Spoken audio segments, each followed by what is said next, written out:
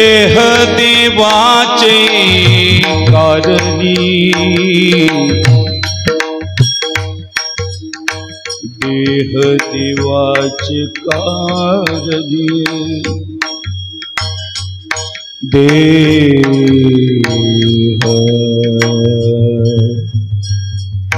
देह देवाचे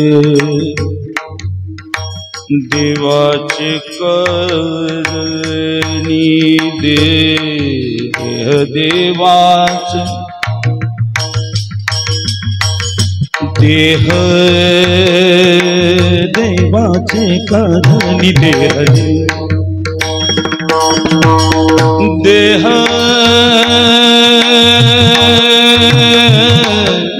देह देवाचे देह देवाचे देह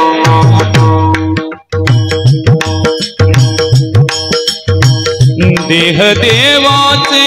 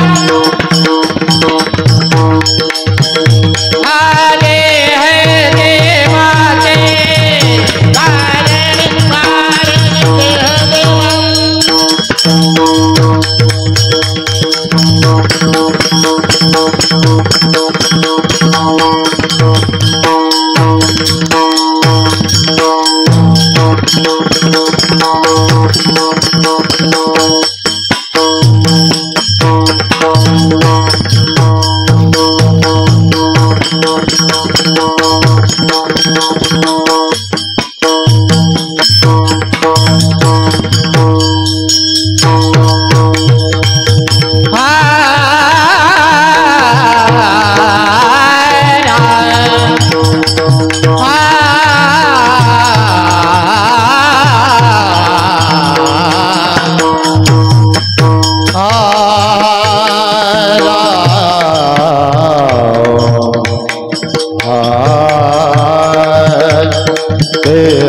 देवाचे देवाचे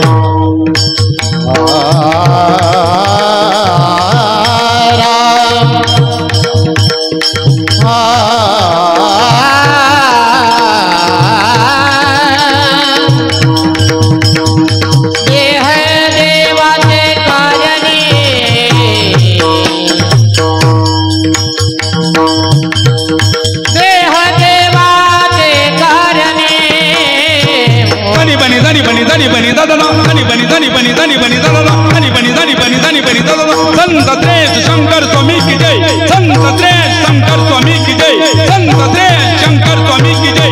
सानी बनी सानी बनी सानी बनी दादा, सानी बनी सानी बनी सानी बनी दादा, सानी बनी सानी बनी सानी बनी दादा। संत श्रेष्ठ शंकर स्वामी की जय, संत श्रेष्ठ शंकर स्वामी की जय, संत श्रेष्ठ शंकर स्वामी की जय।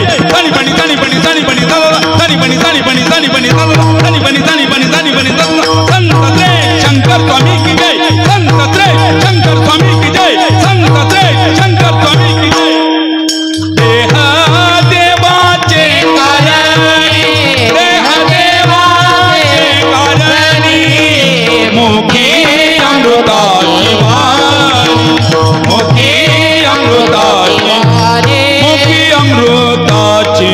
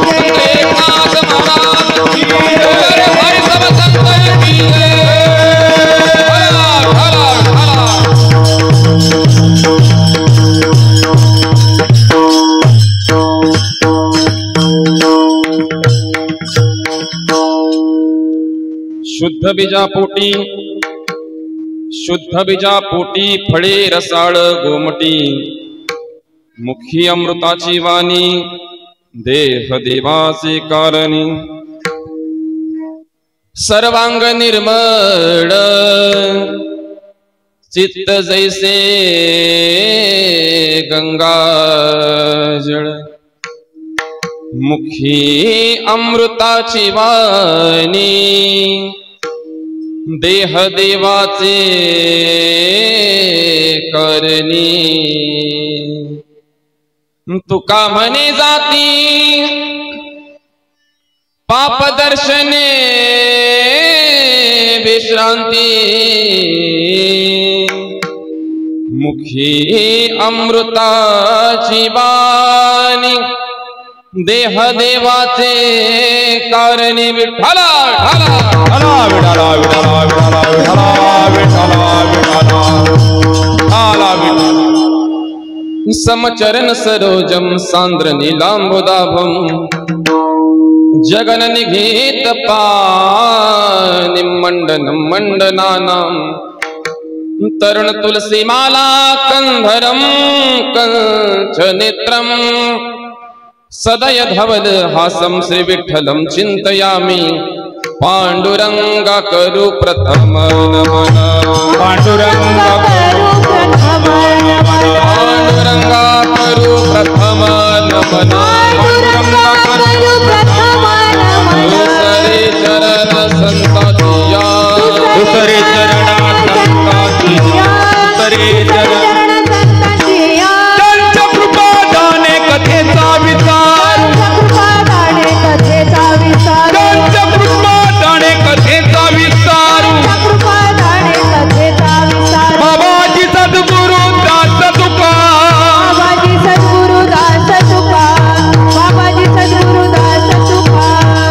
पांडुरंगा करू प्रथम नमन दुसरे चरण संताचिया त्यांच्या कृपादाने कथेचा विस्तारू बाबाजी सद्गुरु दास तुका कर जोडी तो कथी काळी कर जोडी तो कथी काळी कर जोडी तो कथे काढी कर जोडी तो कथे काढी कर जोडी तो कथी काळी कर जोडी तो कथी काळी कर जोडी तो कथे काढी कर जोडी तो कथे काढी आपण असावी जवळी आपण असावी जवळी कर जोडी तो कथी काळी कर जोडी तो कथी काळी आपण असावे जवळी आपण असावे जवळी कर जोडी तो कथे काढी कर जोडी तो कथे काढी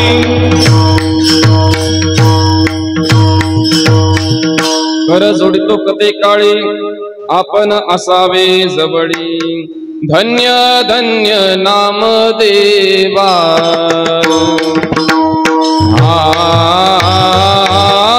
धन्य धन्य नाम देवा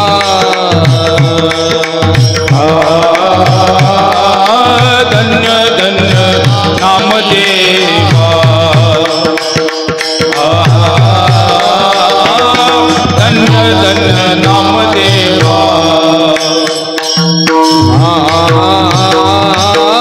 धन्य धन्य नाम देवा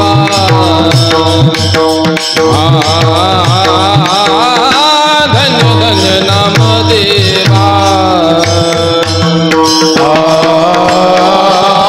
धन्य धन्य नामदेवा धन्य धन्य नामदेवा केला उपकार जीवा केला उपकार जीवा केला उपकार जीवा माझा निरखला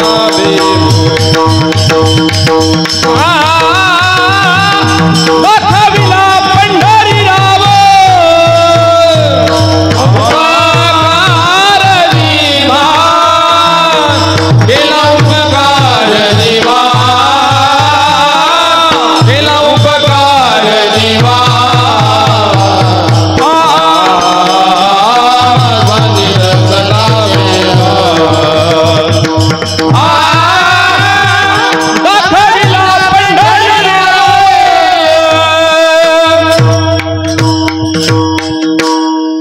धन्य धन्य नाम देवा हिला उपकार जीवा माझा निरसला भेवो दाखविला पंढरीराव प्रथम नमो रघुनाथा उमा शंकराच्या सुता चरणावर ठेवली माथा साष्टांगी आता दंडवत दुसरी वंद सारजाच्या चित्रणाची आत्मजा वाघ सिद्धी पाविज सजातेच्या चरणाचा दंडवत हात वंदो देव ब्राह्मण ज्यांचे निपुण्य पावन प्रसन्न होते श्रोते जनतया माझे दंडवत हात वंदो साधू सज्जन नित्य हृदय हरिचे ध्यान विठ्ठल नामोच्चारती जनतया माझे दंडवत हात नमो रंगभूमिका कीर्तनी उभी होती लोका टाळ मृदुंग श्रोते देखातया माझे दंडवत ऐसे नमन करून सकळा हरिकथा बोली बोबड्या बोला अज्ञान म्हणून आपल्या बाळा चालवे सकळा नामा म्हणे विठ्ठला विठ्ठला विठ्ठला विठ्ठला विठ्ठला विठ्ठला विठ्ठला शुद्ध बीजा पोटी फळे रसाळ गोमटी मुखी अमृताची वाणी देह देवाचे कारणी. प्रस्तुत कीर्तन रूपी सेवेकरता घेतलेला अभंग याची अवतालावरती आलेल्या जड जीवांचा उद्धार करण्यासाठी आपला देह अखंड जिजवणारे संत जगद्गुरु जगत वंदनीय श्रीमंत श्री तुकाराम महाराज यांचा 4 चरणाचा अभंग आहे. संतांचं कार्य सांगणारा अभंग आहे. अभंगाचा सरळ भावार्थ सांगायचा झाला तर तो असा. जगद्गुरु तुकोबारे म्हणतात, जर बीज शुद्ध असेल, बीज चांगलं असेल, त्याची फळं ही चांगलीच येतात. नवीन त्याची रोपटी चांगली येतात आणि रोपट्यानंतर त्याची फळं सुद्धा चांगली येतात. सरळ एकदा अगदी सांगतो, मुखामध्ये जर अमृतवाणी असेल आणि ज्याचा देह देवाच्या कारणे लागलेला असेल, ज्याचा सर्वांग निर्मळ झालेला असेल आणि चित्त गंगेप्रमाणे शुद्ध निर्मळ झालेला असेल आणि अशांचं दर्शन झालं तर तुकोबारा म्हणतात, तुका मने जाती ताप दर्शने विश्रांती. अशा संतांचं दर्शन झालं तर ताप जातात आणि विश्रांती प्राप्त होते. हा सरळ एकदम साध्या मतीने भावार्थ आपल्या समोर मांडला. चालू असलेला अखंड हरिनाम सप्ताह, या सप्ताहामध्ये 4थ्या दिवसाची सेवा माझ्या वाटेला आलेली आहे. खरं पाहायला गेलं तर या ठिकाणी खूप ज्येष्ठ मंडळी आहेत, सुंदर गाणारे आहेत. आमचे हरिभक्तीपरायण कांबळे महाराज आहेत, सोबत आमचे लहू बाबा आहेत. मला वाटतं पहिलाच योग आपला आलाय. तसं योग दरवेळेस होता आपला, पण वेगळ्या कारणाने येतो. आज साक्षात खूप सुंदर चाल गायली, त्यात मला काही जास्त कळत नाही. मला वाटतं मधुमात्र राग असेल कदाचित. वा, थोडा जवळचा राग आहे मग मधुमातच्या. तर सुंदर आपण छान खूप सुंदर चाल गायली. या ठिकाणी मृदुंगाचार्य आमचे महेश महाराज आहेत, ज्यांनी या ठिकाणी मला सेवेसाठी बोलवलं. ते हरिभक्तीपरायण आपल्या गावचे भूषण भागवताचार्य हरिभक्तीपरायण नवनाथ महाराज बनकर. खूप कमी प्रसंग पण प्रेम खूप मोठं. खूपच आम्ही कमी वर्षामध्ये आलो, पण प्रेम मात्र महाराजांनी भरपूर दिला. अधूनमधून आले की भेटतात, फोन करतात. त्यासोबत आपल्या गावातील किसन महाराज आहेत, त्यांचे पण फोन वारंवार असतात. इकडे समीर दादा आहेत आमचे, वारीमध्ये आमची भेट होते कधी. आणि समोर आमचे गिरी बाबा बसलेले आहेत, आपले चरणावरती नतमस होतो. इकडे हार्मोनियम वादक आहेत, चौकदार आहेत आणि सर्व श्रोते मंडळी, सर्व जाणकार मंडळी. मला वाटते आपले गोपाळवाडीला पण गाठ पडली होती महाराजांची, ताईंची. आपले पण आभार मानतो. सर्व टाळकरी, सुंदर अशी सिस्टीम बाबा आपली. आणि इकडे विनेकरी, दोन्ही विनेकरींना नतमस्तक होतो. इकडे कॅमेरामॅन आमचे दीपकजी महाराज मोठे. खरं पाहिलं तर कीर्तनकार पण आज ते शूटिंग करतायत. असो, म्हणून सर्वांच्याच पायी दंडवत घालतो आणि सेवेला सुरुवात करतो. विठ्ठला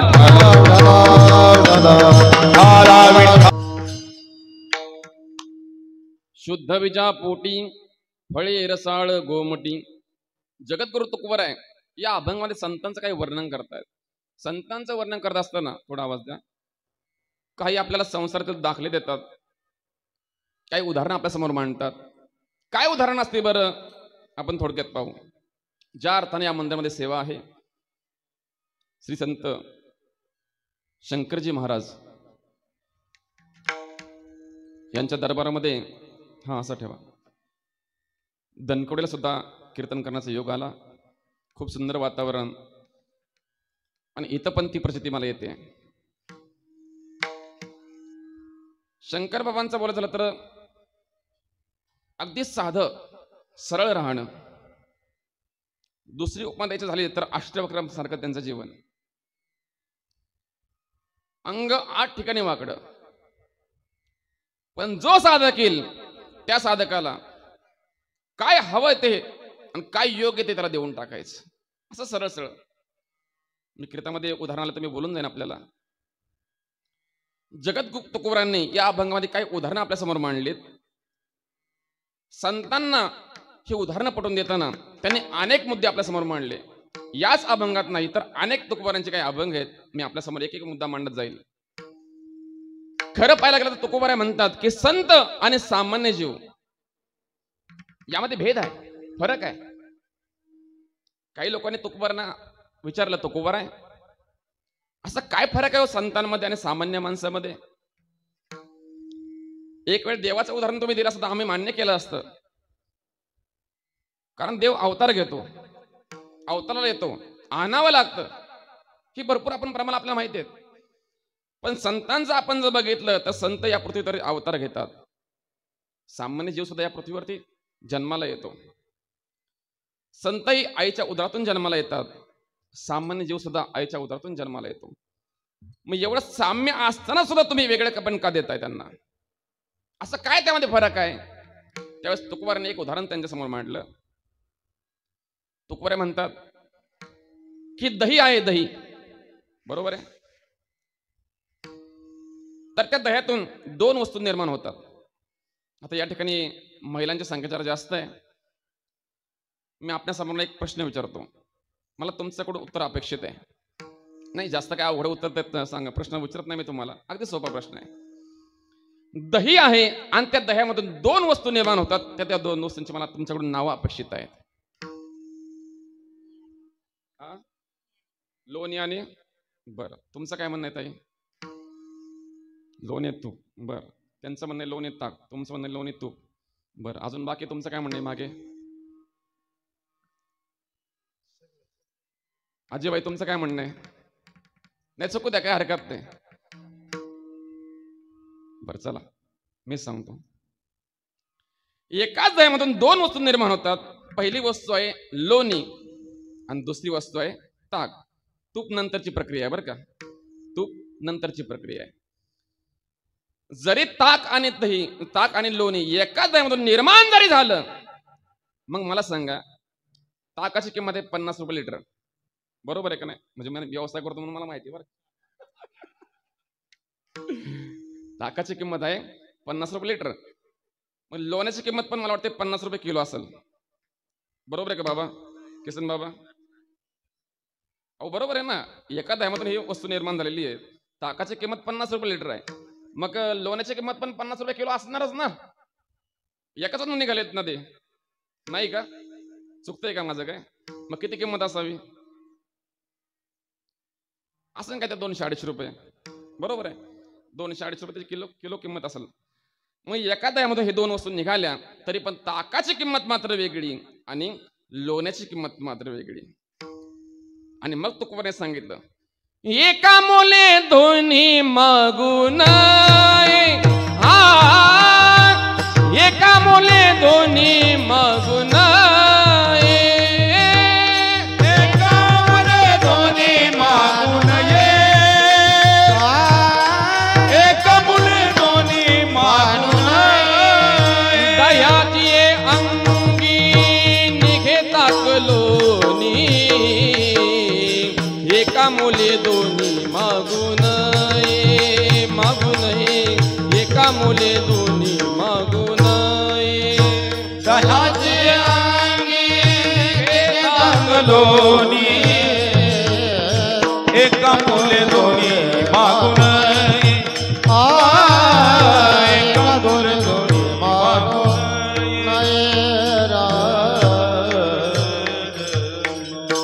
जगद्गुरु तुकोने पहिला दाखला दिला. एका मोले दोन्ही मागू नये, दह्याची अंगी निघे ताक लोणी, आणि एका मोले दोन्ही मागू नये. जरी दोन्ही पण एका दह्यामधून निघाले जरी असली तरी पण ते एका किमतीला मागू नये. बघा, एका किमतीला मागून. चला आणखी दृष्टांत तुकोबाराने पुढे मांडला. तुकोबाराने दुसरं उदाहरण दिलं की आपण रात्रीच्या वेळेला जर आकाशामध्ये पाहिलं तर आकाशामध्ये चंद्र आहेत, तारे आहेत. पौर्णिमेच्या वेळेस आपण जर बघितलं आकाशामध्ये तर लख प्रकाश आहे त्या चंद्राचा आणि चांदण्यांचा, बरोबर आहे, लख प्रकाश आहे. मागे दत्त जयंती झाली आणि त्यावेळेस हातोळ्यानं बाबा कीर्तन होतं माझं. येताना उशीर झाला आणि मध्येच माझ्या गाडीची लाईट बंद पडली. म्हणजे खरी गोष्ट आहे, तुमच्या घरच्यांना माहिती आहे. मग तिथून मला वाटतं पुढे दापोडी गाव आहे, त्या दापोडी गावापर्यंत मी त्या बिन लाईटीचा आलो. पण कसा आलो, ते लख प्रकाश त्या चंद्राचा होता म्हणून एक उदाहरण आलं म्हणून सांगेल, आठवलं म्हणून. चला, तर पौर्णिमेच्या वेळेला चंद्राचा प्रकाशही भरपूर आहे आणि चांदण्याचा प्रकाश पण भरपूर आहे.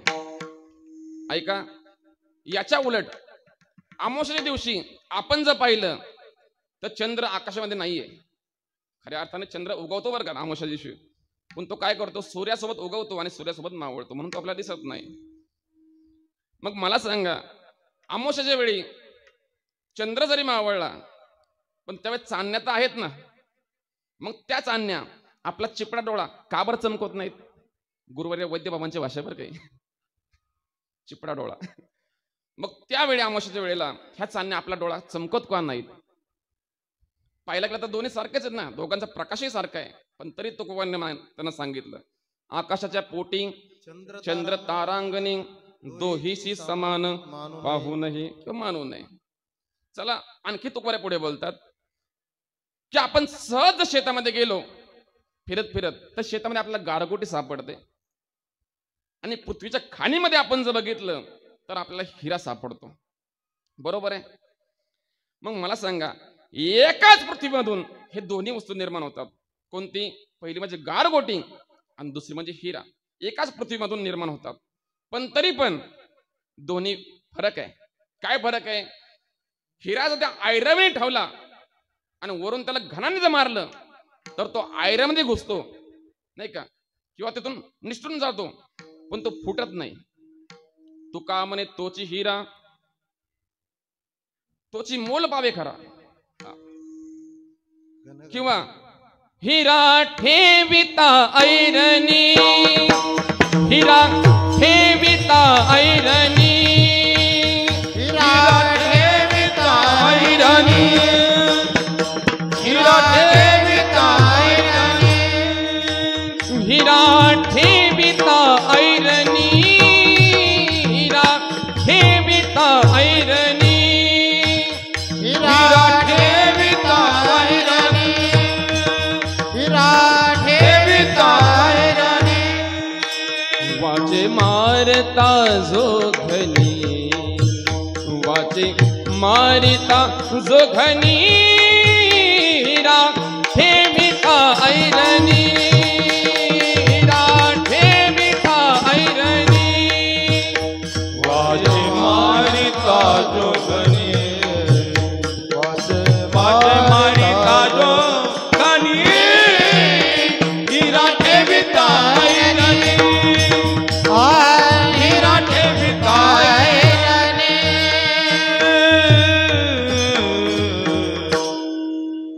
हिरा ठेविता ऐरणी, वाचे मारिता जो घनी, करीनी तोची मोल पावे खरा, आणि करणीचा होय चुरा. बघा, ती गारगोटी आपण जर भिंतीवरती फेकली तर तिचा चुरा होतो लगेच, पण तो हिरा जर आपण आयरनवरती ठेवला आणि त्याला घनाने आपण जर वरती मारलं तर तो फुटत नाही, तर आयरनमध्ये घुसतो. पाहिलं गेलं तर हे दोन्ही एकाच जमिनीतून आलेले आहेत, पण तरी पण दोघांची किंमत वेगळी आहे, दोघांचं सामर्थ्य वेगळं आहे, दोघांची ताकद वेगळी आहे. तसं तुकोबाऱ्या म्हणतात, सामान्य मनुष्य आणि संत हे जरी एकाच ठिकाणचे जरी असले तरी पण ते दोन्ही मात्र वेगळे आहेत. संत नवती जगा मानसाच्या सारिके, संत नवती जगा मानसाच्या सारिके, संतनवती जगा मानसाच्या सारिके, संतनवती जगा मानसाच्या सारिके. समुद्र नदी नवे पैगा, समुद्र नदी नवे पैगा, वाचन म्हणून ये निंदा, मधून ये निंदा. हे संत नवती जगा मानसाच्या सारिके, संत नवती जगा मानसाच्या सारिके, संतनवती जगा मानसाच्या सारिके, संतनवती जगा मानसाच्या सारिके. संत नवती जगा मानसात्या सारिके. तुकोबारा म्हणतात की संत हे माणसासारखे दिसायला जरी असले तरी पण दोहीशी समान भजू नये. तरी पण दोघांना समान मानायचं नाही, दोघांना समान भजायचं नाही. लोकांनी तुकोबारांना विचार का हो तुकोबार आहे तुम्हाला एवढंच त्या सामान्य लोकांचं का राग आहे म्हटले, का राग एवढं तुम्हाला त्यांचा? म्हणजे त्याचं कारण आहे. काय कारण आहे? मला संतांचं दर्शन जर घेतलं तर फल मिळतं आणि सामान्याचं दर्शन जर घेतलं फल नाही महाराज, लाभ पण नाही. काय असा फरक आहे सामान्यामध्ये? म्हणजे संतांचं दर्शन घेतलं लाभ आहे, पण सामान्याचं दर्शन घेतलं लाभ मिळत नाही. मग लोकांनी म्हणावं तुकोबार आहे, मग आम्ही सामान्य लोकांचं दर्शन घ्यावं का नाही घ्यावं? तुकोबार मला अजिबात घ्यायचं नाही. अहो असं कसं? निदान दसऱ्याच्या दिवशी तर घेऊ द्या ना, सोनं वाटताना, किंवा संक्रांतीला घेऊ द्या तिळगुळ वाटताना. तुकोबार मला अजिबात घ्यायचं नाही. मग वर्षातून एकदा जमणार नाही, मग 6 महिन्यातून अजिबात नाही, 3 महिन्यातून जमणारच नाही बिलकुल, महिन्यातून नाही, 15 दिवसांनी अजिबात नाही, मग 3 दिवसांनी नाही, 1 दिवसांनी नाही, मग 24 तासांनी, 12 तासांनी, 6 तासांनी, 3 तासांनी तरी मला अजिबात घ्यायचं नाही. मग 1 तासावर तरी मला जमणारच नाही, मग 30 सेकंद तरी मला अजिबात जमणार. अहो 1 सेकंद तरी, अहो मग घ्यायचं कधी दर्शन? मग तुकोबाने सांगावं, एक क्षणभर सुद्धा त्यांचं दर्शन घ्यायचं नाही. तुका म्हणे क्षण नको तयाचे दर्शन, नको तयाचे दर्शन, नको तयाचे दर्शन. तुका म्हणे क्षण नको तयाचे दर्शन, तयाचे दर्शन नको तयाचे दर्शन. तुका म्हणे क्षण नको तयाचे दर्शन, तयाचे दर्शन नको तयाचे दर्शन. तुका म्हणे क्षण नको तयाचे दर्शन, तयाचे दर्शन नको तयाचे दर्शन.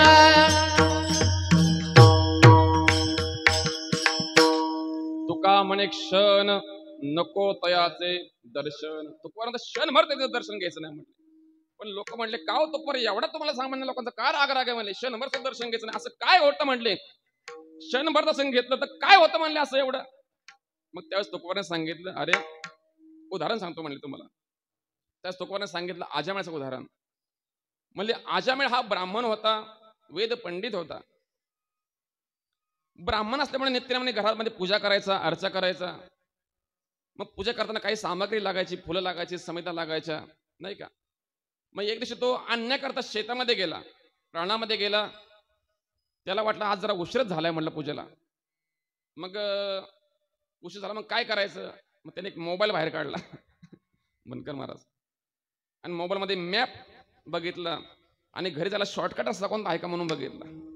आता बनकर महाराज काय काय मॅपवरती शॉर्टकट रस्ता आपण जर बघायला गेलो तर ते रस्ते आपल्या आयुष्यामध्ये एवढा लॉंग कट देतात की परत आपल्या धडते माघारी यायचं पण कळत नाही. तर तसं त्याने शॉर्टकट रस्ता बघितला आणि त्या शॉर्टकट रस्त्याने निघाला. जात असताना मध्ये बाग होती, त्या बागेतून चालला होता. आता उशीर झालाय पूजेला, जावं का नाही सरळ निघून? गेलं पाहिजे निघून लवकर. मग आपला हा जाता सरळ इकडे तिकडे बघत चालला. बागेत जाताना जात असताना त्याची एक दृष्टी एका ठिकाणी पडली. त्या ठिकाणी एक स्त्री आणि एक पुरुष काही प्रणय चाळी करत असताना त्याला पाहिलं. बरं आता ब्राह्मण आहे, पूजेला उशीर झालाय, निघून जावं महाराज, काय पाहायची गरज आहे का तिथं? पण तो तिथं थांबला आणि टक लावून बघत बसला. ऐका, कोणतंही कामी दृश्य असू द्या, शृंगारी दृश्य असू द्या, जर टक लावून जर पाहिलं तर त्याचा दोष लागतो महाराज. आणि सहज आपण बघून निघून गेलो तर त्याचा दोष लागत नाही. याचं कारण असं, ते दृश्य आपण जर आपल्या इंद्रियांनी पाहिलं, आपल्या डोळा इंद्रियांनी आपण ते दृश्य पाहिलं तर ते दृश्य आपल्या मनामध्ये येतं. मनामध्ये आलेलं दृश्य आपल्या बुद्धीमध्ये जातं आणि बुद्धीमध्ये गेलेलं दृश्य कितीही तपश्चर्या जरी केली महाराज तरी पण ते बाहेर पडत नाही, एवढं ते भयानक असतं. विठाला विठाला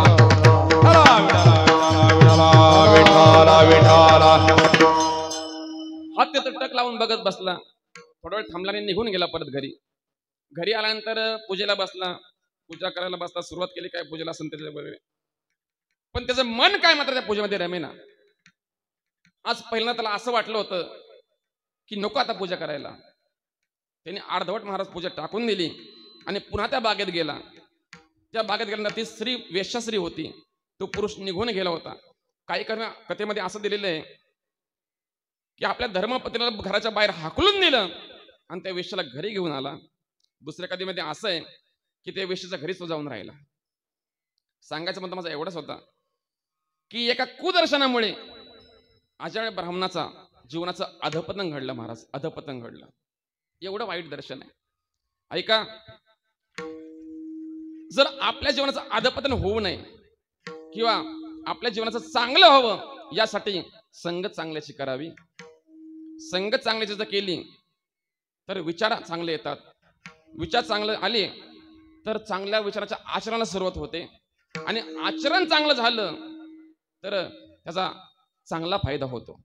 त्याच्या उलट सांगतो, आपल्या जीवनाचं अधपतन होऊन असेल तर वाईट विचार येता कामा नये. वाईट विचार येऊ नये यासाठी चांगले विचार आले पाहिजेत आणि चांगले विचार येण्याकरता संगत चांगल्याची करायची. विठ्ठला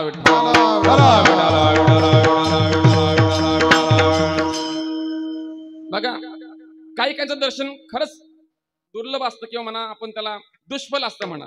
आपण कधी कधी म्हणतो ना की आज मी घरातून चांगल्या कामाकरता निघालो होतो पण माझं कामच झालं नाही. सकाळ सकाळ कुणाचं दर्शन झालं काय माहिती. सकाळ सकाळ कुणाचं तोंड बघितलं म्हणले मी, माझं कामच व्हायना म्हणले. तसं काही दर्शन असे आहेत की दुष्फल आहेत, काही निष्फल आहेत आणि काही सफल आहेत. ऐका, दुष्फल दर्शनाबद्दल बोलायचं झालं तर एक नगर होतं. त्या नगरात राजा होता, प्रधान होते, सेवेकरी होते, सेनापती होते, असं बरंच ते मोठं नगर होतं. आणि त्या नगरामध्ये एक द्वाड मनुष्य होता. द्वाड, आबा खरा शब्द द्वाडच आहे बरं का. खरा शब्द काय? द्वाडच. पण त्या द्वाडाचं काय झालं? द्वाड झालं. म्हणजे आपण कधी कधी मध्ये आपले सांप्रदायिक शब्द आहे बघा, वाडवेळ. वाडवेळ झाला उभा पांडुरंग. वाडवेळ खरा शब्द आहे पण त्या वाडवेळचं काय झालं? वाडूळ. नाही का आपण कधी कधी म्हणतो ना, कधी आलो? नाही, वाडूळ झाला आलो. नाही का, तसं खरा शब्द द्वाडच आहे. मग त्या नगरामध्ये एक द्वाड मनुष्य होता. लोकांना त्याची प्रचिती आली आणि लोकांनी विचार केला, अरे काय भानगड म्हणले, हे सकाळ सकाळ दर्शन आपण जर बघितलं, राम प्रहारी सकाळ सकाळचं दर्शन झालं तर दिवसभर जेवायला आपल्याला मिळत नाही म्हटले. असं लोकांना त्याची प्रचिती आली.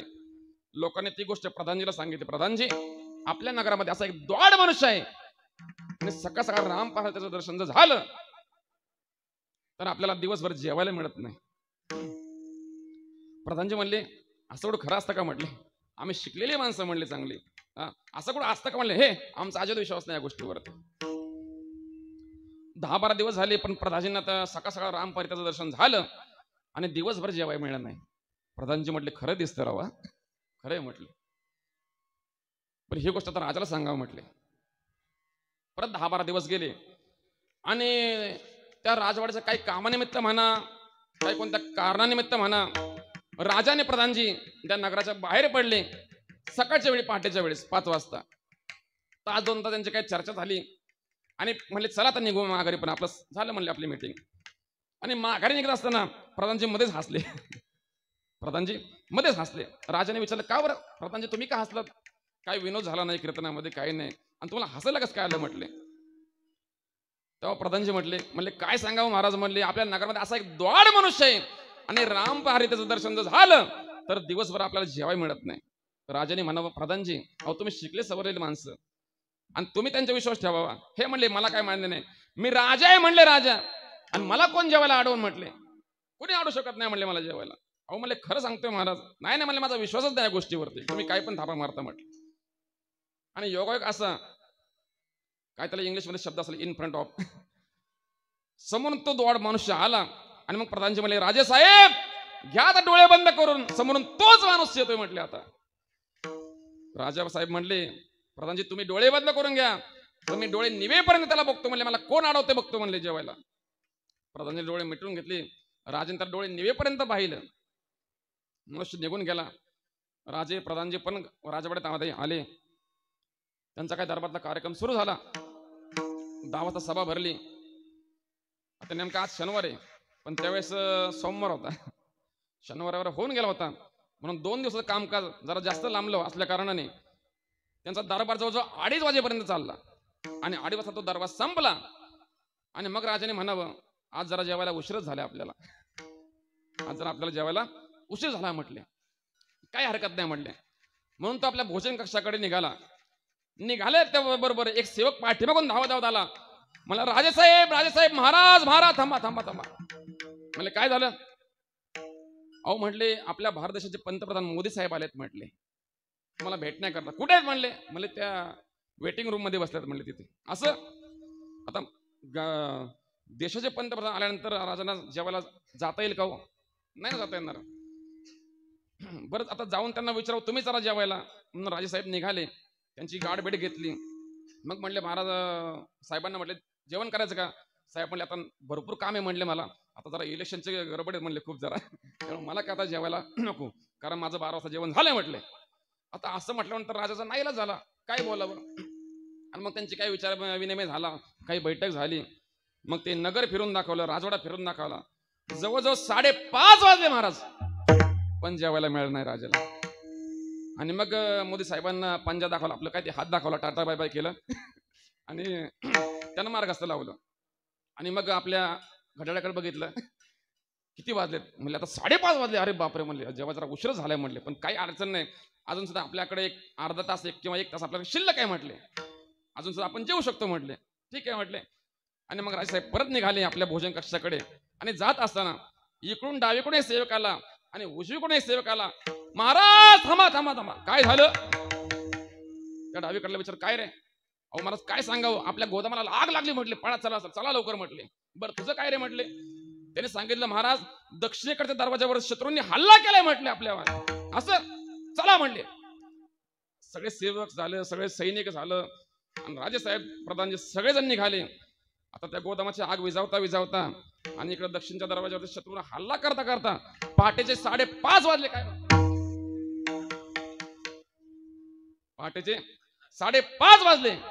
आणि मग सगळं शांत वातावरण झाल्यानंतर राजेसाहेब येऊन आपल्या आसनावरती बसले. आणि मग त्यांना आठवलं की आपल्याला काल प्रधानजीने सांगितलं की तो दोड माणूस होता आणि त्याचं दर्शन झाल्यामुळं आपल्याला काल दिवसभरच नाही तर रात्रभर आपल्याला जेवण मिळालं नाही. राग आला त्यांना. आणि सेवकांना सांगितलं जा प्रधानजीला घेऊन या म्हटले. प्रधानजी आले, म्हटले काय भानगडा, सकाळ सकाळ लवकर बोलवलं, आता सगळं तर कार्य झालं म्हटलं, युद्ध झालं, सगळं झालं. म्हणजे काल तुम्ही त्या दोड माणसांचं सांगितलं तुम्हाला, म्हणले त्याला घेऊन या आणि पहिले त्याला फासावरती लटकून टाका म्हटले, फासावर द्या म्हटले त्याला. झालं, सगळे सैनिक गेले, प्रधानजी गेले, त्या दोड माणसाला पकडलं आणि फासावरती देण्यात आलं. आता त्याला फासावर द्यायचं असेल त्याला पहिला आधी विचारायला लागतं तुझी शेवटची इच्छा काय आबा, नाही का. आता पूर्वी कैदी हुशार होते आबा. पूर्वी कैद्यांना जर फाशीची शिक्षा झाली तर काही कैदी म्हणायचे, आता समजा आषाढ श्रावणातला महिना असेल आणि त्या श्रावणामध्ये जर फाशी द्यायची ठरली तर त्याला लोक विचारायचे जेलर वगैरे तुझी शेवटची इच्छा काय आहे. आणि मग त्याने सांगावं की मला टरबूज खायचे, मला कलिंगड खायचे. तर जुना काळ आहे, त्या जुन्या काळामध्ये आता सिजनेबलच फक्त फळं मिळायची. आता काय 12 महिने काय पाहिजे मिळते, नाही का. मग असं जर टरबूज खायचं म्हटलं तर श्रावण महिन्यात मिळत असायचं महाराज. आणि मग 6 महिन्याची शिक्षा लांबायची. तसं याला विचारलं तुझी शेवट काय तुझी इच्छा आहे म्हणले, सांग म्हणले. याने सांगितलं काही नाही म्हणले, मला फक्त 2 मिनिटं राजे महाराजांची बोलायचं, 2 मिनिटं मला बोलायचं त्यांच्याशी. ठीक आहे म्हणले, चला याला घेऊन आले. राजाने बघितलं प्रधानजी आलेत. झाली का फाशी त्याला? नाही म्हणले महाराज. म्हणले का? म्हणले त्याला शेवटची इच्छा आम्ही विचारली. काय म्हणला तो? तुमच्याशी 2 मिनिटं बोलायचं म्हणतोय. असं? अरे अजून किती वेळ पिडणार आहे म्हटले मला. आता पण राम परत आले ना, परत पहाट म्हणल्यानंतर अजून किती वेळ पिडणार आहे, बोल लवकर म्हणलं तुला काय पाहिजे. आणि मग त्याने सांगितलं महाराज माझ्या गरीबाला का शिक्षा झाली हो फाशीची. राजाने सांगितलं अरे तुझ्यामुळे मला काल दिवसभर नाही तर रात्रभर जेवण मिळालं नाही म्हटले. पूर्ण दिवस आणि रात्र मी उपाशी राहिलो तुझ्यामुळे. अहो मग चांगलं आहे की माझ्यामुळे तुम्हाला उपास घालला एकादशी सारखा. लोकांना एकादशी करत नाही काय काय लोक, नाही का, पण माझ्यामुळे तुम्हाला एकादशी सारखा उपवास घडला. अहो चांगलं, यात काय वाईट आहे म्हणले. म्हणले काय बोलतो म्हणले. अहो खरंच चांगलं आहे. तुझं काम काय म्हटले बोल आधी. त्याने सांगितलं महाराज माझ्यामुळे तुम्हाला उपास राहिला, उपाशी राहिलात तुम्ही, ठीक आहे, म्हणून तुम्ही मला फाशी शिक्षा दिली. पण महाराज ऐका, माझ्या दर्शनामुळे तुम्हाला त्रास झाला, जेवायला मिळालं नाही, पण महाराज काल पण मला एका राम महाराजाच्या वेळेस सकाळ सकाळ एका व्यक्तीचं दर्शन झालं आणि त्याचं दर्शन झाल्यामुळं मला आज फासावरती देण्यात येते. असं कोण आहे म्हणले तो माणूस? तुम्हीच. आता मला सांगा, दर्शन कोणाचं वाईट? त्या द्वाड माणसाचं दर्शन वाईट का राजाचं वाईट? नाही का? म्हणून सामान्य व्यक्तीचं दर्शन आपण जर घेतलं तर दुष्फल असं दुष्फल आहे. काही दर्शन असे आहेत की निष्फल आहेत. एखाद्या व्यक्तीचं दर्शन घ्या, काहीच फळ नाही, धड पुण्यही नाही आणि धड पापही नाही. मी थोडक्यात सांगू का? गाढवाने शेत खाल्लं, ना पाप ना पुण्य. विठ्ठला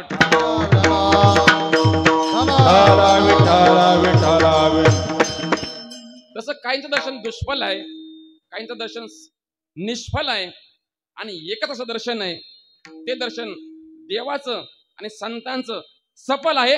अभंगाचं शेवटचं चरण. तुका म्हणे जाते, तुका म्हणे जाती,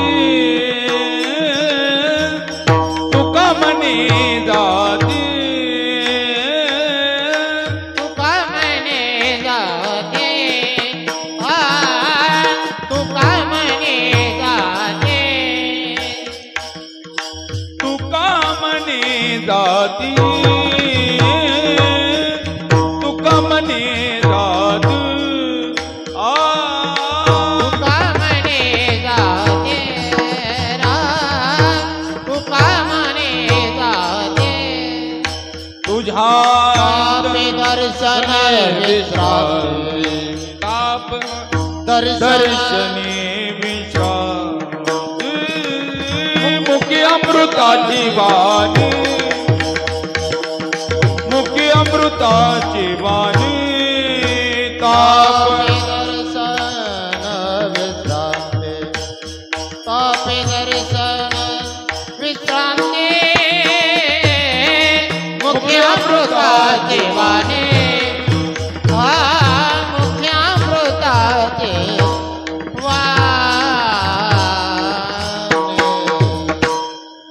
तुका म्हणे जाती, ताप दर्शने विश्रांती. अभंगाच्या शेवटच्या चरणात तुकोबाराय म्हणतात. तर कसं झालंय, बरेच कीर्तनात दीपक महाराज माझ्यासोबत असतात आणि बरेच कीर्तन केल्यानंतर महाराज मला म्हणतात की तुम्ही शेवटच्या शरणापर्यंत का जात नाही? तुम्ही पहिले 2 चरण सोडवता म्हणले, कारण वेळ तेवढा पुरत नाही. आता मला कसं बाकीचं मी काय सांगत बसत नाही, फापट पसरा म्हणजे सासू सोना वगैरे असं काय सांगत नाही, पण त्या महाराजांचं म्हणणं असतं मला, म्हणून आज मी मुद्दाम डायरेक्ट शेवटचं चरण घेतलं. चला, गमतीचा भाग आहे थोडा. तुकोबाराय म्हणतं की संतांचं दर्शन झालं, एकच दर्शन असं सफल आहे म्हटले, ते संतांचं आहे, आणि ते दर्शन झालं तर आपल्या जीवनातील ताप निघून जातात आणि विश्रांती प्राप्त होते. आता हे ताप काय आहेत याचं उदाहरण आपल्याला सांगतो. सामान्य उदाहरण आपल्या समोर मांडलं झालं तर संसारामध्ये अनेक प्रकारचे ताप आहेत, नाही का? संसारात भरपूर ताप आहेत आणि त्या तापाने माणसं व्यापलेली अक्षरशः. संसार तापम दग्धा नाम त्रयो, विश्रांती हे तव अपत्तच कलत्रच संत संगती इवच. सुभाषितकार सांगतात की संतांचं संसारामध्ये किती ताप आहे महाराज, किती ताप आहे. तू पण उदाहरण देऊन सांगावं. संसाराच्या तापे तापलो मी देवा, संसाराच्या तापे तापलो मी देवा, संसाराच्या तापे तापलो मी देवा, संसाराच्या तापे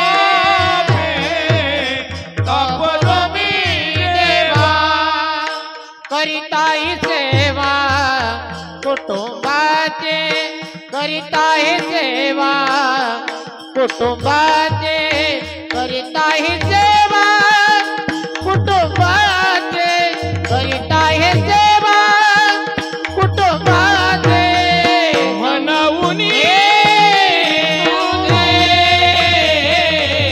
आठविले पाये, म्हणवणे तुझे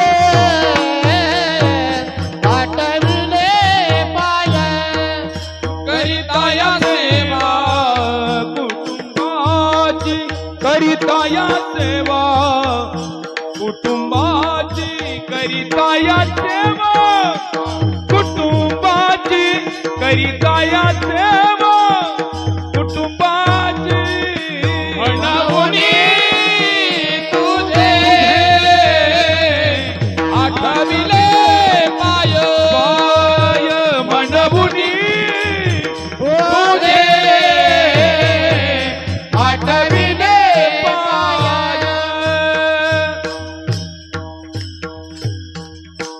तुकोरांनी म्हणावं संसाराच्या तापे तापलो मी देवा आणि करिता या सेवा कुटुंबाची. संसारामध्ये अनेक प्रकारचे ताप आहे, अनेक प्रकारचे ताप. किती ताप आहेत, किती ताप आहेत हे मला सांगायची गरज नाही, कारण बनकर महाराज मी ताप सोबतच घेऊन आलोय. माफी मागून बोलतो बरं का जरा. काय सांगू तुम्हाला आता बनकर महाराज, सोपं काम नाही संसारामध्ये राहणं. संसारामध्ये ताप एवढे ताप आहेत महाराज की काय विचारू नका. म्हणजे संसार तापाला विश्रांती आहे बरं का. मी असं म्हणत नाही की ताप आहे तर कधी विश्रांती नाही. संसार तापाला विश्रांती आहे. कशी आहे? घरी आल्यानंतर विश्रांती. बघा संसारामध्ये तापाला विश्रांती आहे, पण कधी? घरी आल्यानंतर विश्रांती पहिली.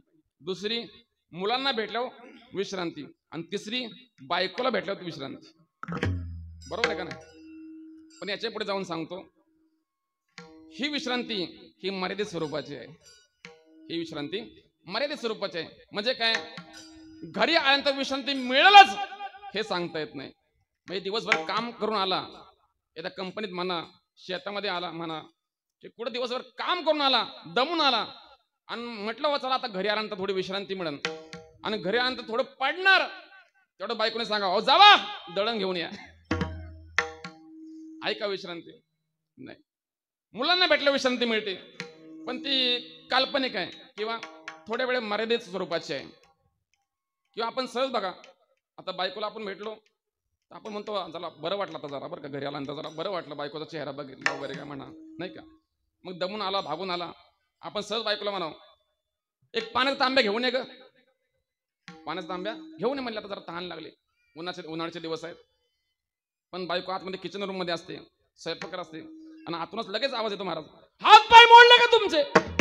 दिवसभर काम करू करू दमते म्हटले मी, एवढं कळत नाही का तुम्हाला? हाताने घेता येत नाही का?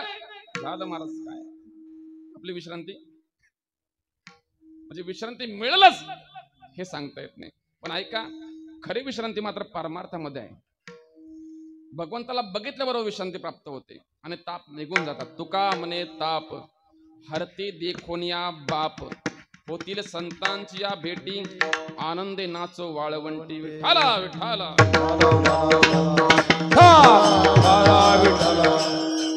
अनेक प्रमाण आहेत, अनेक प्रमाणात. जशी आठवण दिवशी मी सांगतो आपल्या पुढे, तुका म्हणे भेटी निवाराला ताप, पाप ताप दैन्य जाय उठा उठी, आणि झाली या भेटी हरिदासांची. किंवा अजून एक प्रमाण आहे, स्वरदेवर बाबा. धन्य आज दिन झाले संतांचे दर्शन, धन्य आज दिन झाले संतांचे दर्शन, धन्य आज दिन झाले संतांचे दर्शन, धन्य आज दिन झाले संतांचे दर्शन, धन्य आज दिन झाले संतांचे दर्शन, धन्य आज दिन झाले संतांचे दर्शन, धन्य आज दिन झाले संतांचे दर्शन, धन्य आज दिन झाले संतांचे दर्शन.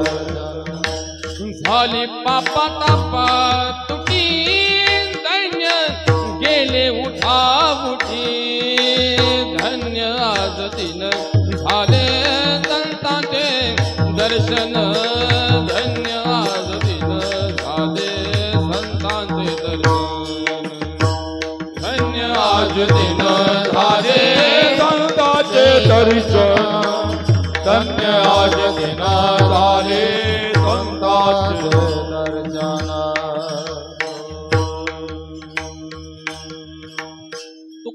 वर्णन करावं महाराज तुकोबारांनी. काय सुंदर गायलं भीमसेन नाही का. आता आपल्याला जमणार नाही त्या गोष्टी नाही का. खूप सुंदर गायलं भीमसेन जोशी म्हणतात, धन्य आज दिन झाले संतांचे दर्शन, धन्य आज दिन झाले संतांचे दर्शन, झाली पापा ताप तुटी दैन्य गेले उठा बुठी, धन्य आज दिन झाले संतांचे दर्शन, धन्य आज दिन झाले संतांचे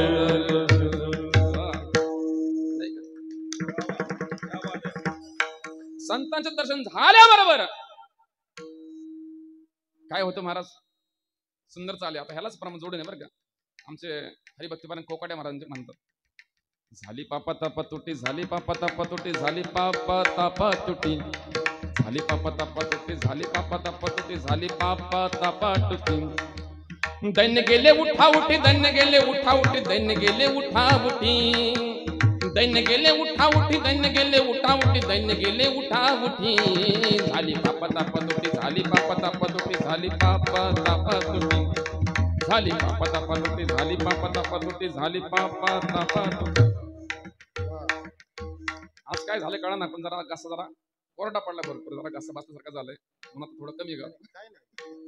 चला मग संतांचं दर्शन झाल्यानंतर हे ताप जातात महाराज, ताप जातात आणि विश्रांती प्राप्त होते. मग कोणते ताप जातात बरं. काही तापांचे उदाहरण आपल्या समोर मांडतो. आता आपल्याला कळणारे जे ताप आहेत ते ताप आपल्या समोर मांडतो. पहिला ताप आहे साधा ताप, दुसरा आहे थंडी ताप आणि तिसरा आहे हिवताप. बरं का. हे तापाचे प्रकार आहेत, साधा ताप, थंडी ताप आणि हिवताप. आता हे ताप डॉक्टरांच्या सल्ल्याने निघून जातात किंवा वैद्याच्या रूपाने निघून जातात. पुढच्या तापाचा प्रकार असा आहे मनस्ताप, पश्चाताप आणि अनुताप. बघा, मनस्ताप, पश्चाताप आणि अनुताप. आता हे तीन ताप भगवंताच्या नामस्मरणाने जातात. न व्हावे ती कर्मे झाली नरनारी आणि अनुतापे हरी स्मरता मुक्त.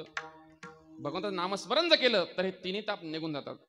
ऐका, याचे पुढचे जे ते ताप आहेत ते मात्र ताप खूप कठीण आहेत महाराज, खूप अवघड आहे. आणि ते ताप म्हणजे पहिला ताप आहे आदिदैविक ताप, आदिभौतिक ताप, दुसरा आध्यात्मिक ताप आणि तिसरा आदिदैविक ताप. हे तीन ताप आहेत. हे तीन ताप खूप भयंकर आहेत. बघा, माणसांना माणसापासून जो ताप होतो ना त्याला भौतिक ताप असं म्हणतात. भौतिक ताप असं म्हणतात. थोडं सुभाषितकरांनी एक वर्णन केले, जर आठवलं तर मी मांडतो आपल्या समोर.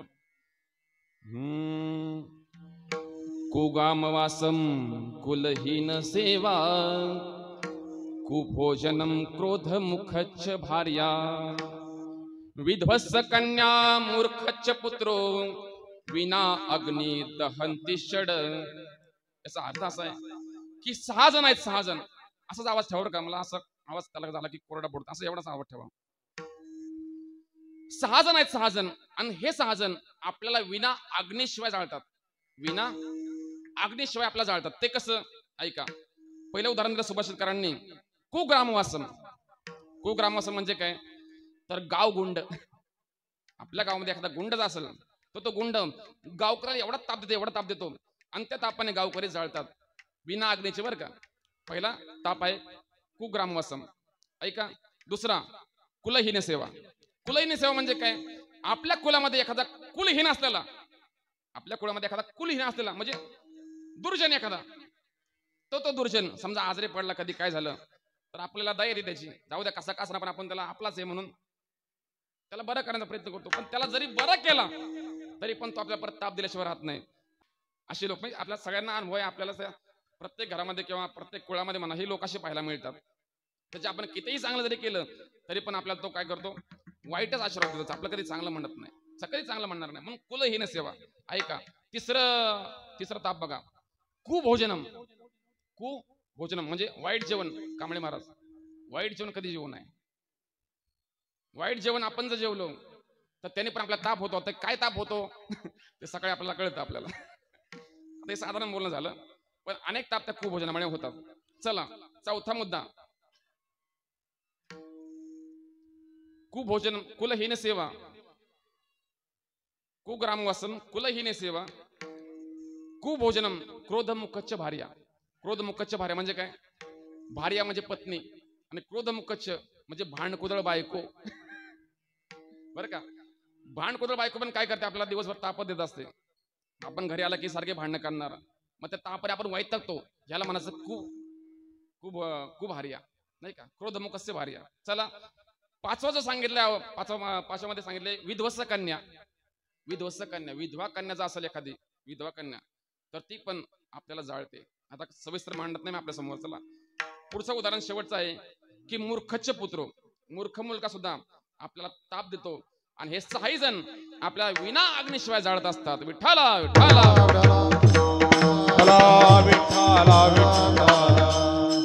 चला, आपला मुद्दा आहे की आधिभौतिक ताप. पहिला ताप आहे आधिभौतिक ताप. माणसांना माणसापासून ताप होणार आहे त्याला म्हणायचं आधिभौतिक ताप.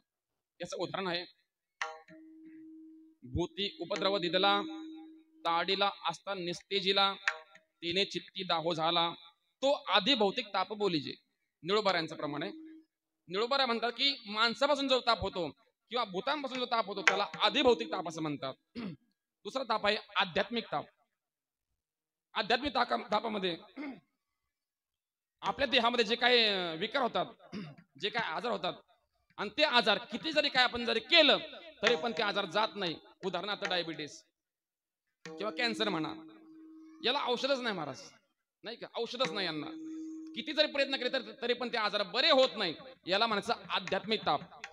देही प्रकटे रोग व्याधी, तेने आहाळले तापे बुद्धी, लोळे न परी दुःखावधी, आध्यात्मिक त्रिशुद्धी तो ताप. हा आध्यात्मिक ताप झाला. चला, तिसरा आणि महत्वाचा ताप आहे आधिदैविक ताप. हा ताप आपल्याला निसर्गामुळे मिळतो किंवा देवाच्या कृपेने आपल्याला मिळतो. बघा, निसर्गामुळे जो ताप होतो आणि देवामुळे जो ताप घडतो त्याला आधिदैविक ताप असं म्हणतात.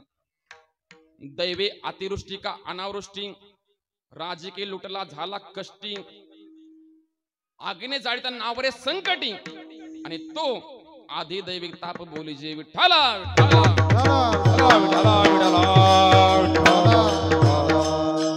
या तिन्ही तापांचं उदाहरण निळोबाराने दिलंय. निळोबार म्हणतात की हा आधिदैविक तो ताप आहे, तो निसर्गामुळे होतो. म्हणजे कसा होतो? जर निसर्ग कोपला महाराज की भरपूर पाऊस पडला आणि पूर आला आणि सगळं वाहून निघून गेलं, याच्यामुळे ताप झाला, त्याला आधिदैविक ताप म्हणायचं. किंवा वणवा लागला आणि आगीमध्ये सगळं जळून खाक झालं, आधिदैविक ताप म्हणायचं त्याला. किंवा राजानेच घर लुटलं, राजानेच गाव लुटलं. आता राजा कसा असतो? आपलं रक्षण करण्याकरता असतो ना, पण राजाने जर लुटलं तर काय म्हणायचं आपण? त्याला आधिदैविक ताप म्हणतात. आणि हे सगळे ताप महाराज संतांच्या दर्शनी जातात. त्रिविध बरोबर त्रिविध तापाचे झाले गोळवान, त्रिविध तापाचे झाले गोळवान, त्रिविध तापाची झाली बोळवण, त्रिविध तापाची झाली बोळवण. केला चरण वैष्णवांचे, केला चरण वैष्णवांचे, त्रिविध तापाचे झाले बोळवण, त्रिविध तापाचे झाले बोळवण. देखिला चरण वैष्णवांचे, देखिला वैष्णवांचे, त्रिविध तापाची झाली बोळवण, त्रिविध तापाची झाली बोळवण.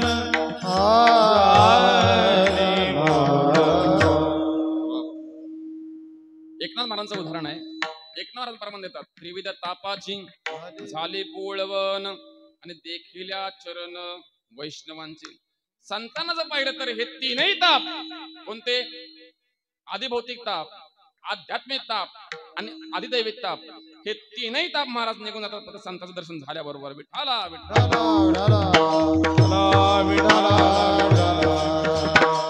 जेव्हा तुकाराने म्हणावं, तुका म्हणे त्रिविध ताप जाती मग आप, हे तिन्ही ताप महाराज निघून जातात आणि मग विश्रांती प्राप्त होती. आता विश्रांती कुठे प्राप्त होती? 20व्या हॉटेलमध्ये होत नाही, किंवा विश्रांती काय हॉटेलचं नाव असलं विश्रांती आणि त्या हॉटेलमध्ये गेल्यानंतर विश्रांती मिळते असं नाही, किंवा बंगल्याला नाव असेल विश्रांती पण त्या ठिकाणी गेल्यानंतर विश्रांती मिळत नाही. मग विश्रांती कुठे मिळते महाराज? तर त्याचं उदाहरण आहे विश्रांतीचा ठाव, विश्रांतीचा ठाव, विश्रांतीचा ठाव, विश्रांतीचा ठाव, विश्रांतीचा ठाव, विश्रांतीचा ठाव, विश्रांतीचा ठाव, विश्रांतीचा ठाव, विश्रांतीचा ठाव, विश्रांतीचा ठाव, विश्रांतीचा ठाव, विश्रांतीचा ठाव, विश्रांतीचा ठाव, विश्रांतीचा ठाव, विश्रांतीचा ठाव, पाये संतांची या भाव, पाये संतांची या भाव, निघे माझी वाचा तुटी, निघे माझी वाचा तुटी, निघे माझी वाचा तुटी, निघे माझी वाचा तुटी, माये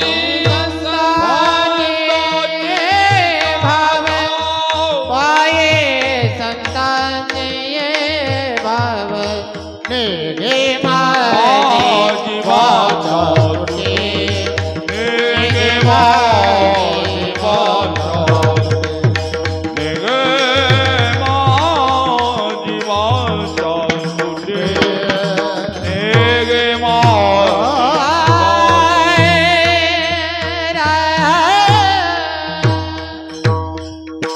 वा वा वा, क्या बात आहे. वा, आपल्या महाराज आबा खूप सुंदर. मग अशी विश्रांती संतांच्या पायापाशी मिळते. विश्रांतीचा ठाव, पाये संतांची वा भाव. किंवा नामदेवने उदाहरण द्यावं. नामदेव म्हणतात की पुंडलिक विस्मय बोलती, हे चौघे भाग्याच्या मूर्ती, यांच्या नामे जग उद्धरती, पावे विश्रांती जगासी. नामदेवांचं उदाहरण आहे. नामदेव आणखी पुढे बोलतात. नामदेव म्हणतात की नामदेव सामान्य माणसाच नाही, तर नामदेवराय देवांना सुद्धा म्हणतात की देवा, हे ब्रह्मदेवा, या सृष्टीची निर्मिती करून तुम्ही दमला असताल. काय म्हणतात नामदेवराय? ब्रह्मदेवा, या सृष्टीची निर्मिती करून तुम्ही दमले असताल. हे विष्णुदेवा, तुम्ही या सृष्टीचं पालन करून दमले असताल, तुम्हाला आता विश्रांतीची गरज आहे. किंवा महादेवाला म्हणतात तो नामदेवराय, महादेवा, या सृष्टीचा संहार करून तुम्हाला क्षीण झाला असेल, आता तुम्हाला मात्र विश्रांतीची आवश्यकता आहे. नवे नवे नामदेवरे पांडुरंगाला म्हणावं की पांडुरंगा, हे विठ्ठला माय बापा, अरे योगी 28 झाला तू उभा आहे, तुझे पाय दुखले असतील रे, पाय दुखले असतील, आता तुला विश्रांतीची गरज आहे. आणि मग नामदेवरांनी सांगावं, तुम्हाला विश्रांती पाहिजे ना, मग ती विश्रांती एकाच ठिकाणी मिळेल. नामा म्हणे देवा, चला तया ठाया, आणि विश्रांती घ्यावया कल्पवरी. नाही का? चौऱ्यांची सिद्धांचा सिद्धबेडी मेळा आणि हा सुख सोहळा. देवा, तुम्हाला विश्रांती पाहिजे असेल तर एकाच ठिकाणी मिळेल, आणि ते विश्रांती ठाण म्हणजे अलंकापूर आहे. विठाला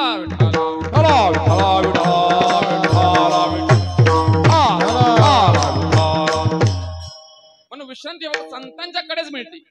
विश्रांती संतांच्याकडे मिळते, दुसरीकडे कुठे मिळत नाही. किंवा आणखी एक उदाहरण देऊन सांगतो. चला, संत संगे हरे पाप, संत संगे निरसे ताप, संत संगे निर्विकल्प, होय मानस निचळ, संत संगे वैराग्य घडे, संत संगे विरक्ती सोडे, संत संगे निज शांती वाढे, साधन हृदय अखंडित. काय सुंदर वर्णन आहे. संतांच्या संगतीमध्ये गेलं तर हे सगळे ताप निघून जातात महाराज, निघून जातात. एक उदाहरण देऊन सांगतो की गोंदावलेचे गोंदावलेकर महाराज, देऊचे तुकोबाराय महाराज, तुकाराम महाराज, तर यांच्या उंचीचे एक साधक कलकत्ता ठिकाणी मायापुरी नगरीमध्ये होते. कलकत्त्यामध्ये मायापूर नगरी आहे आणि त्या तिथे नवद्वीप किंवा त्याला नवापूर असं म्हणतात. तर त्या भागामध्ये एक गौरांग स्वामी होऊन गेले. गौरांग स्वामी उर्फ त्यांना चैतन्य महाराज म्हणायचे, चैतन्य महाप्रभू म्हणायचे. असे गौरांग स्वामी संन्यास दीक्षा घेतली आणि संन्यास दीक्षा घेतल्यानंतर त्याने ठरवलं की आपण दक्षिण भागाची यात्रा करायची.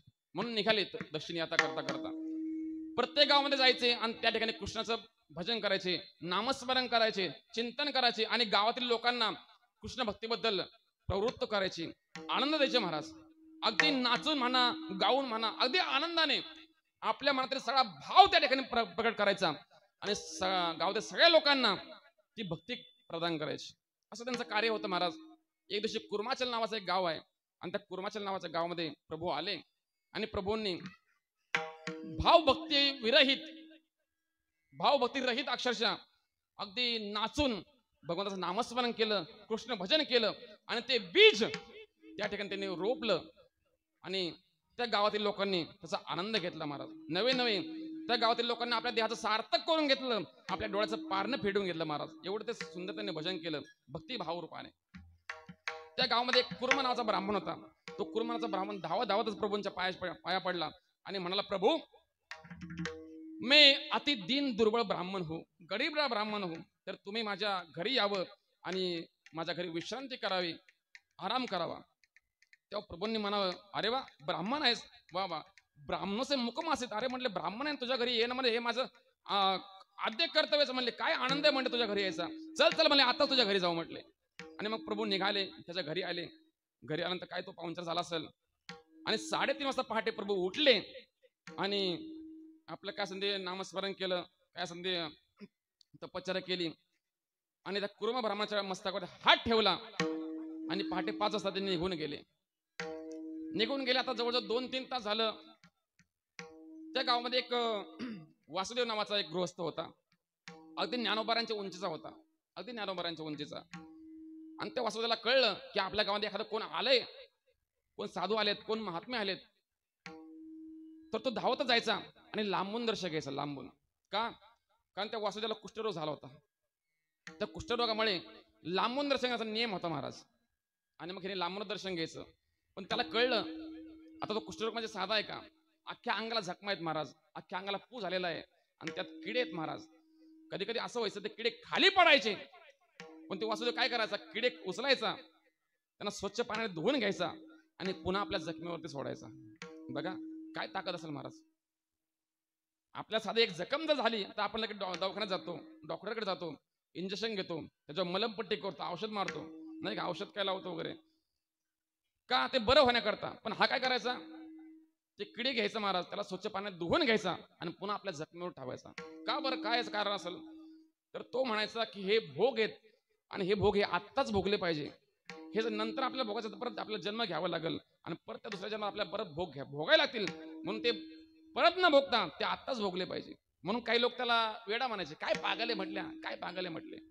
पण ऐका, परमार्थामध्ये पागलच असावं लागतं बरं का.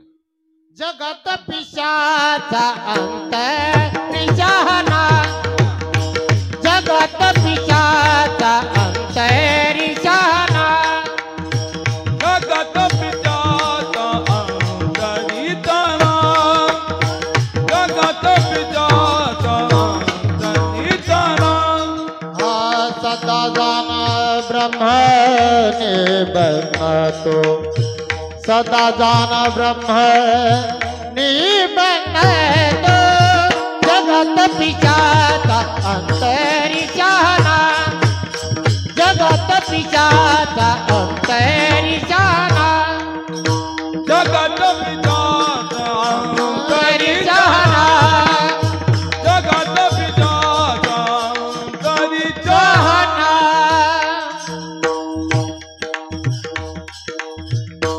काय प्रमाणे महाराज, जगात पिशाचा अंतरी शहाणा. वा. जगासाठी महाराज हे लोक पागल असतात, पागल. जगाकरता ही लोक माणसं पागल असतात, पण आतून मात्र ही शहाणी असतात. असं प्रमाण आहे. ऐका, लोक त्याला पागल म्हणायचं, म्हणले काय पागल आहे हवा, काय पागल आहे. पण ऐका, परमार्थ करायचं असेल तर पागलच व्हावं लागतं. ऐका, आता हे मृदंग वाजवतात महाराज, महेश महाराज हे मृदंग वाजवतात. पण मला सांगा, हे सहजासहजी प्राप्त झालं नाही महाराज. यासाठी वेड व्हावं लागलं, वेड. आणि वेड म्हणजेच पागल. याला ते साध्य करून घ्यावं लागलं, त्यासाठी वेडच व्हावं लागतं. आता हे महाराज हे ठिकाणी छान गायन करतात, आमचे लहू बाबा असतील, कांबळे महाराज असतील. हे काही एका दिवसात साध्य केलं नाही मी, अनेक लहानपणापासून मग त्याला म्हणतात की वेड होणं म्हणजे परमात्मा वेड झाला. तसं हा लोक ह्याला वेड म्हणायचे महाराज, पण परमात्मा वेडच असावं लागतं. चला,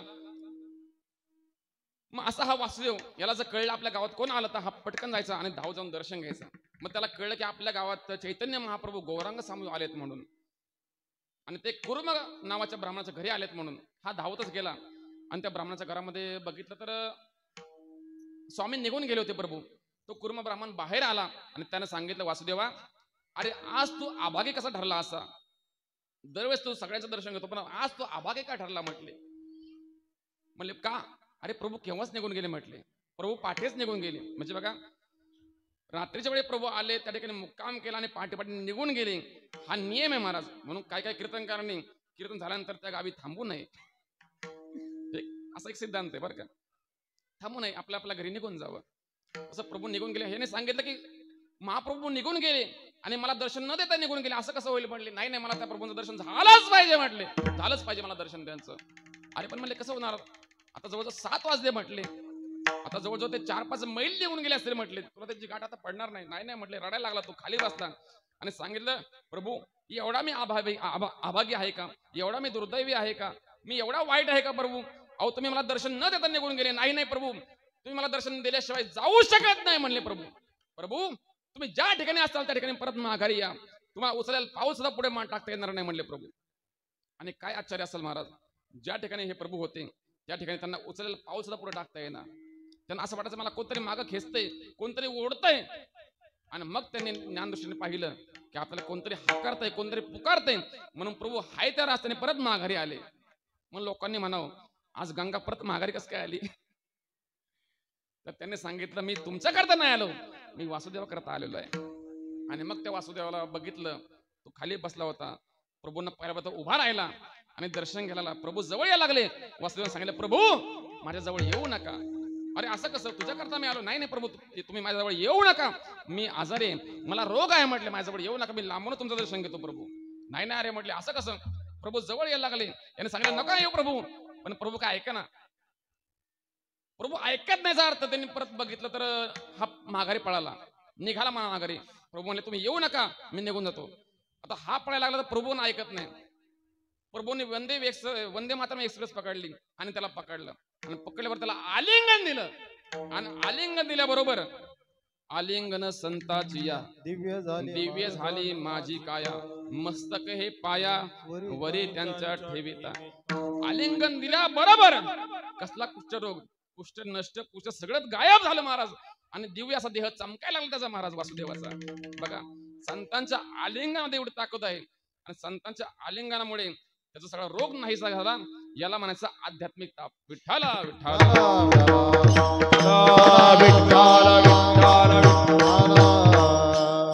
संतांच्या दर्शनाने हा आध्यात्मिक ताप निघून गेला महाराज. आध्यात्मिक ताप निघून. चला, दुसरा ताप मी मगाशी तुम्हाला सांगितलं की आदिभौतिक ताप. जगद्गुरु तुकारांच्या काळी रामेश्वर भट्ट भरपूर तुकारांना त्रास दिला आणि एक दिवशी त्या अनगरशहांच्या विहिरीमध्ये स्नान करण्याकरता गेले. आता तिथे लिहिलं होतं की या विहिरीमध्ये कोणी स्नान करायचं नाही म्हणून, किंवा अनगरशहा फकीरांनी सांगितलं ह्या विहिरीमध्ये कोणीच आंघोळ करायची नाही. पण त्यांनी ऐकलं नाही. रामेश्वर भट्टांनी स्नान त्या विहिरीमध्ये केलं आणि स्नान केल्याबरोबर बाहेर आल्यानंतर अंगाची लाही झाली महाराज. दाह व्हायला लागला. पुन्हा पाण्यात जायचं, पाण्यात गेलं की बरं वाटायचं, बाहेर आला की परत लाही व्हायची, परत पाण्यात जायचं, बरं वाटायचं. परत किती वेळ चालायचं असं आहे? जवळजवळ आता 11:15 वाजत आले नाही का, कवर चालायचं आता म्हटले. मग शेवटी नाईलाज म्हणून ते बाहेर आले आणि सेवकांनी झारी धरली, झारी पाण्याची अंगावरती. ती झारी धरत धरत ते आळंदीला गेले. आळंदीला इंद्रामध्ये स्नान केलं, पण काही फरक पडला नाही. मग आजन्य खाली 21 दिवस अनुष्ठान मांडलं, फेल गेलं. मग शेवटी नाईलाज म्हणून माऊलीच्या समाधीला आलिंगन दिलं आणि मग समाधीतून आवाज आला की रामेश्वरा, आळंदीमधलं कोर्ट आता बंद झालंय आणि ते कोर्ट आता देहूला चालू आहे. रामेश्वर महाराज म्हणतात, रामेश्वर भट्ट म्हणतात की माऊली तुम्ही मला देहूला पाठवता? अरे हो म्हटले. नाही नाही म्हणले, मला जाता येणार नाही. का? म्हणजे ते तुकोबार आहे, मला नाही आवडत. अरे असं कसं? अरे ते तुकोबर आहेत साधे नाहीत, ते तुझे सद्गुरू आहेत म्हटले. आणि असं म्हटल्याबरोबर माऊलीने म्हणावं की तुकोबर ते सद्गुरू आहेत, मीच तुझे सद्गुरू नाही म्हणून. सद्गुरू तुझे खरे कोण आहेत? तुकोबर आहे असं म्हटल्याबरोबर त्याला धाय मोकलून रडायला लागला. गईवरून आलं. कारण माऊलीने सांगा, माऊलीने सांगायला काय सामान्य शब्द आहे का माऊलींचे? आणि मग त्याला समजलं. तिथूनच तो धावत धावत निघाला देहूला. इकडे तुकोबारांना कळलं की रामेश्वर भट्ट आपल्याकडे यायला निघलेत. मग तुकोबारांनी एक सेवक पाठवला आणि त्या सेवकाकडे अभंग दिला. जा म्हणले हा अभंग घेऊन त्यांना वाचायला सांग म्हटले. त्या तळेगाव पर्यंत तो रामेश्वर भट्ट आले होते आणि तिथे मग रामेश्वर भट्ट त्या सेवकाची गाठ पडली आणि मग रामेश्वर भट्टाने तो अभंग वाचला. अभंग वाचल्याबरोबर तो दाह शांत झाला. पण ऐका, सगळा दाह शांत नाही झाला बरं का.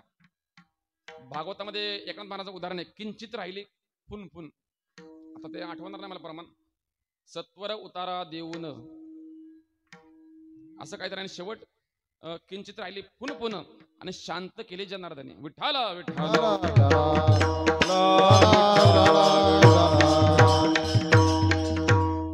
अभंग वाचल्यानंतर सगळा दाह शांत झाला.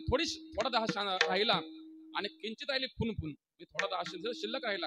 आणि मग परत त्या टाळगाव चिखलीपर्यंत तुकोबार आले आणि तुकोबारांना पाहूनच रामेश्वर लांबूनच हंबरडा फोडला.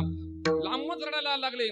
का? कारण सगळं आतून जे होतं, आतून जो तिरस्कार होता दिलेला, तुकोबारांना काही शिवे दिल्या होत्या, काही त्रास दिला होता, सगळा त्रास बाहेर पडला आणि रडायला लागले. गहीवरून आलं आणि तुकोबारांच्या पायी लोटांगण घातलं. लोटांगण घातल्या बरोबर चरणाचा स्पर्श झाला आणि महाराज सगळा दाह शांत झाला. सगळा दाह शांत झाला. आणि मग रामेश्वरांना भट्टांनी म्हणावं, मने रामेश्वर भट्ट तुझ्या, मने रामेश्वर भट्ट तुझ्या, म्हणे रामेश्वर भट्ट तुझ्या, म्हणे रामेश्वर भट्ट तुझ्या. तुका विष्णू नाही तुझ्या, तुका विष्णू नाही तुझ्या, आरती तुकाराम आरती तुकाराम. तुका विष्णू नाही तुझ्या, तुका विष्णू नाही तुझ्या, तुका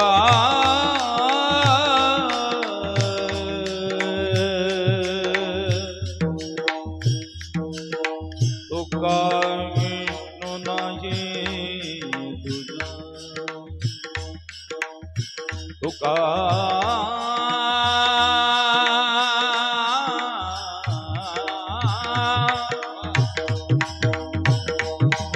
तुका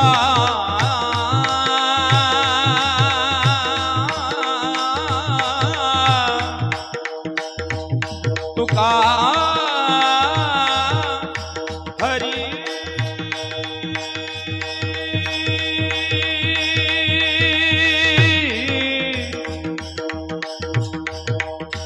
तुका विष्णू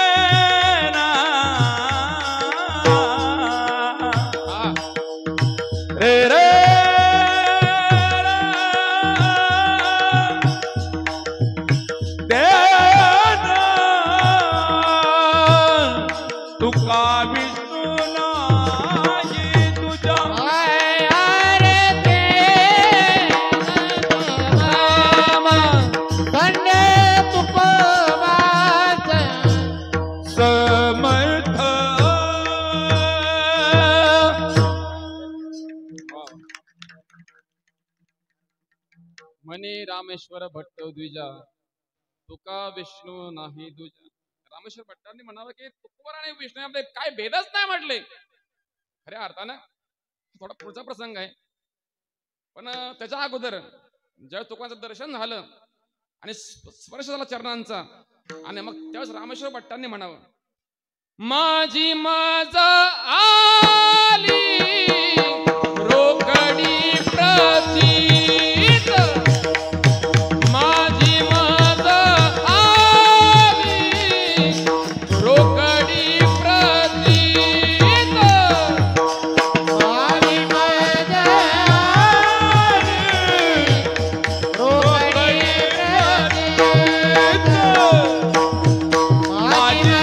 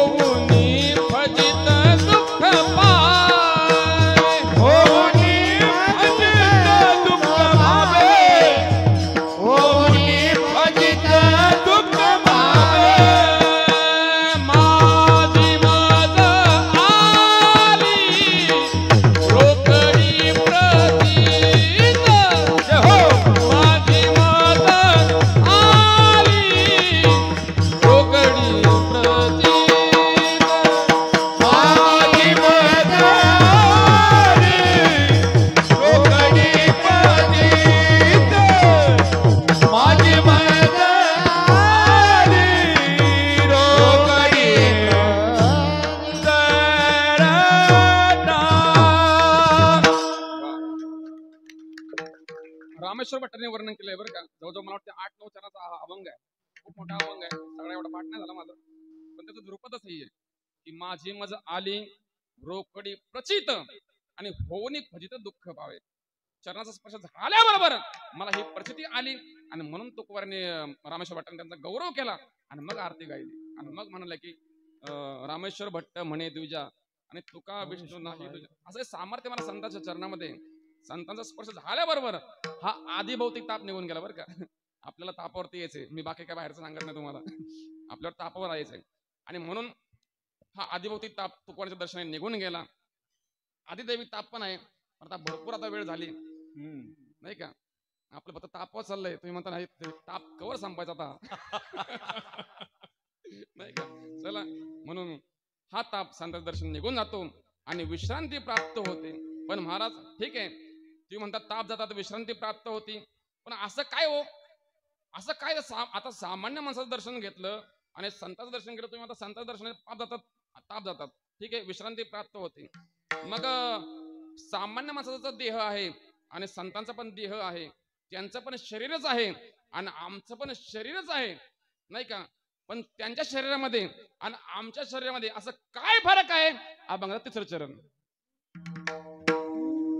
सर्वांग निर्मळ सर्वांग निर्मळ सर्वांग निर्मळ सर्वांग निर्मळ सर्वांग निर्मळ सर्वांग निर्मळ सर्वांग निर्मळ सर्वांग निर्मळ हो सर्वांग निर्मळ सर्वांग निर्मळ सर्वांग निर्मळ सर्वांग निर्मळ सर्वांग निर्मळ हो हो सर्वांग निर्मळ हो सर्वांग निर्मळ सर्वांग निर्मळ